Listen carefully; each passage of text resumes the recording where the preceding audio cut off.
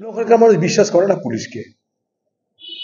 এবং আরো বলছি যে এই পুলিশ মমতা ব্যানার্জি ওয়ার্ডের কথা বলছেন, 11-12 নম্বর ওয়ার্ড, ধুলিয়ান শহরের মধ্যে 11-12 নম্বর ওয়ার্ডটা হচ্ছে পুরো মুসলিম অধ্যুষিত ওয়ার্ড। যখন হিন্দু গ্রামগুলোতে এই ধরনের অগ্নিকাণ্ড, খুন হয়ে গেল, তখন এই পুলিশ বিএসএফ আর কেন্দ্রীয় বাহিনীকে সঙ্গে নিয়ে এই ধুলিয়ানের 11-12 নম্বর ওয়ার্ডে হামলা করা শুরু করলো, শুধুমাত্র ব্যালেন্স করার জন্য হিন্দুদের উপর বেশি হয়ে গেছে, একটু মুসলমানদের উপরে হোক। সেই 11-12 নম্বর ওয়ার্ডে আমি গেছি নিজে। মুখ্যমন্ত্রী এটা বলছেন না কিন্তু একবারও, উনি বলছেন বিএসএফ করেছে, দেখতে হবে কে করেছে, ফাঁস করে দিবেন কে করেছে।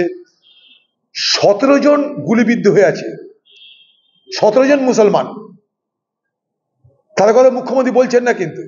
তার মধ্যে একজন মারা গেছে, তার 21 বছর বয়স, তার ওয়াইফের 19 বছর বয়স, তার 2 বছরের বাচ্চা।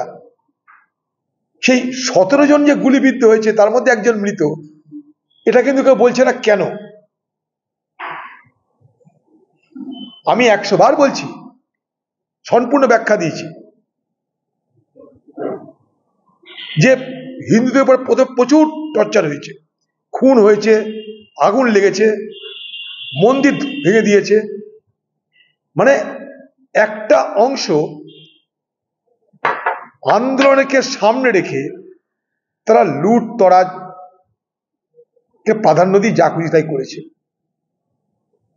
সেখানে শিবের মন্দির ভেঙেছে, অন্য মন্দিরে আগুন লাগিয়ে দিয়েছে, তারা দেখিয়েছে, কাঁদতে কাঁদতে দেখিয়েছে। তারা বলছে যে আমাদের উপর যা করতে করতে মন্দির কি করলো বলুন, শিবলিঙ্গটাকে ভেঙে রাস্তায় ফেলে দিয়ে কি করলো বলুন। আবার সেখানে ঘোষ সম্প্রদায়ের ছোট্ট একটা অংশ অভিযোগ, তারা ধুলিয়ান বাজারে মুসলমানদের কটা মাছ বিক্রয় করার একটা যে চালা বা সবজি বিক্রয়ের চালা থাকে, সেগুলোতে আগুন লাগিয়েছে। ওখানে এমনও হয়েছে যে একটা কিছু মুসলমান ফ্যামিলি যারা এতদিন ধরে ঘোষদের কাছে দুধ নিত, তারা দুধ নেওয়া বন্ধ করে দিয়েছে। পরিস্থিতিটা কোন জায়গায় গেছে বুঝুন। মানে পরিস্থিতিটা অদ্ভুতভাবে পরিস্থিতিটা বিগড়ে গেল। আজও পর্যন্ত ওই গ্রামে তারা লঙ্গর চালিয়ে মানুষকে খাওয়াচ্ছে। কেন?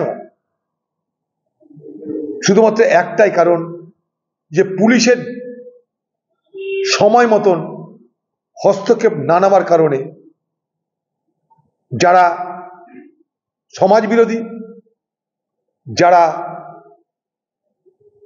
সেই এলাকায় দুর্বৃত্ত বলে পরিচিত, এবং দুর্বৃত্ত বলে পরিচয়ের পিছনে তাদের আরেকটা পরিচয়, তারা তৃণমূলের লোক,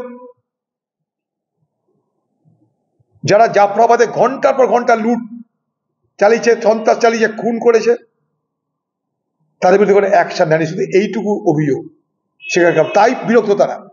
আজকে 3 সপ্তাহ পার হয়ে যাওয়ার পর মুখ্যমন্ত্রী সেখানে উৎসব পালন, জনসভা করতেছি। জনসভাটা কেন? সারা মুর্শিদাবাদের লোককে ডেকে নিয়ে গিয়ে জনসভা করেছে কেন? কি দেখাতে চান আপনি? এই জেলার মানুষ সব দিয়েছে, সব এমপি, সব এমএলএ, সব কিছু আপনার। আর নতুন করে কি জনসভা দেখাবেন? কি দেখাবেন? সেখানটাই ডাকছে কাকে? কদিন আগে কাশ্মীরের লড়াইয়ে শহীদ হয়ে যাওয়া ঝন্টু আলী শেখের পরিবারকে। আচ্ছা, একটা শহীদ পরিবারকে মঞ্চে ডেকে টাকা দিয়ে আপনি কি বদান্যতা দেখাতে চাইছেন বলুন তো? তার বাড়ি নদিয়ায়, আপনি সেখানে গেলেন না। আপনার দলের কোনো, আপনার পাঠানো কোনো প্রতিনিধি দল সেখানে গেল না। আপনি আজ মুর্শিদাবাদে এসে জনসভায় একটা শহীদ পরিবারের মানুষকে আপনি টাকা দিয়ে বদান্যতা দেখাবেন, দয়া দেখাবেন কেন? আপনি নবান্নে ডেকে নিয়ে যেতেন। নবান্নে ডেকে নিয়ে সম্মান দিয়ে তাদেরকে, শুধু টাকা কেন, তাদের একটা ছেলে আছে, একটা মেয়ে আছে, আমি দেখে এসেছি, তাদের শিক্ষা, পড়াশোনা সব ব্যবস্থা করতেন। নবান্ন ডাকুন তাদের সম্মান দিয়ে। তাদেরকে জনসভায় ডাকছেন কেন? একটা শহীদ পরিবার একটা রাজনৈতিক দলের জনসভায় গিয়ে আপনার কাছে সাহায্য নেবে কেন? সে দেশের শহীদ।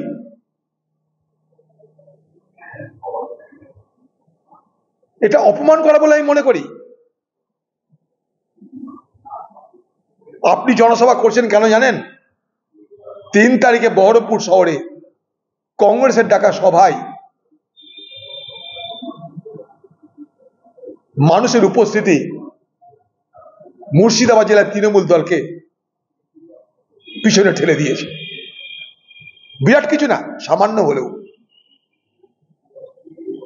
সেই জায়গা থেকে উদ্ধার করতে দলকে আপনি জনসভা করেছেন সুতিতে। দিদি, কংগ্রেসের সভা লোক আপনার মতো নিশ্চয়ই হবে না, হতে পারে না, কারণ আপনার সবার লোক পুলিশ, বিডিও, এসডিও সবাই মিলে করছে। এসি কোচের বাস যাচ্ছে, খাবার দাবার অঢেল ব্যবস্থা হয়েছে।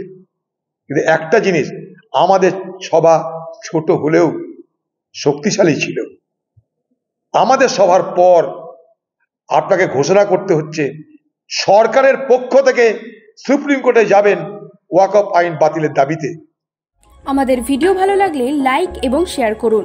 কমেন্ট সেকশনে গিয়ে জানান আপনাদের মতামত। আরও ভিডিও পেতে আমাদের চ্যানেল সাবস্ক্রাইব করুন এবং প্রতি মুহূর্তে খবরের আপডেট পেতে প্রেস করুন বেল আইকন।